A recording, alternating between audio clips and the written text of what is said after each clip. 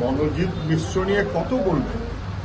এটা তো পরিষ্কার যে তৃণমূলের নেতা দাপুটে, লুম্পেন, যা যা গুণ থাকতে হয়, তৃণমূলের নেতা হবার জন্য যা যা গুণ থাকতে হয়, এই সর্বগুণে সমন্বিত।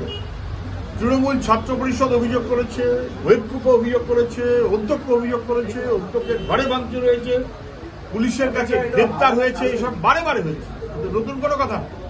এই সমস্ত কিছুর পরে আবার নতুন দেখা যাচ্ছে, এমনকি 19 সালে মনোজিৎ মিশ্র কাউকে বলছে you are a professional criminal, তারা অভিযোগ করছে পুলিশকে।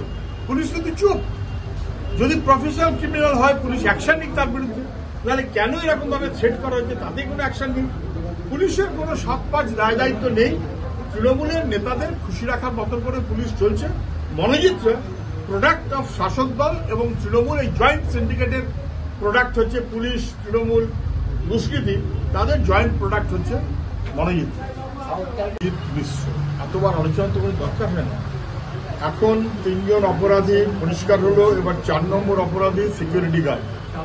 সিকিউরিটি গার্ড অপরাধী হতেই পারে, পুলিশ তদন্ত করে দেখবে, ভিন্ন কথা। কিন্তু কোন সিকিউরিটি গার্ডের ক্ষমতা আছে নাকি এদের বিরুদ্ধে কথা বলা?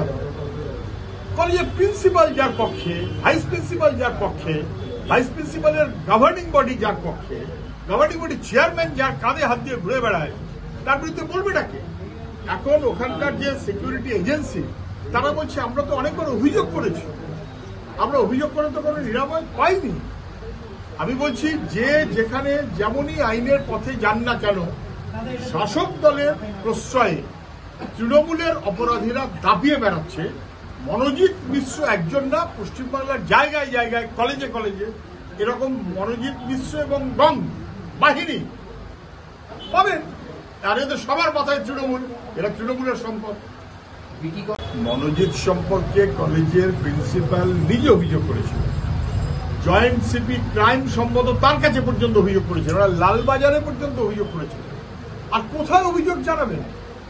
ইউনিভার্সিটি জানে, তৃণমূলের যারা প্রশাসক তারা জানে, পুলিশ প্রশাসন সহ তারা জানে, সবাই জানে।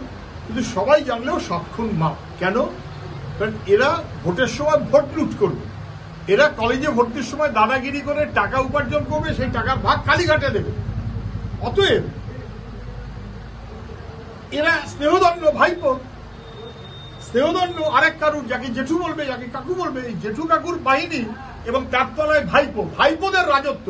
ভাইপো এত সুন্দর শব্দ, সেই শব্দটাকে কলুষিত করে দিল তৃণমূল।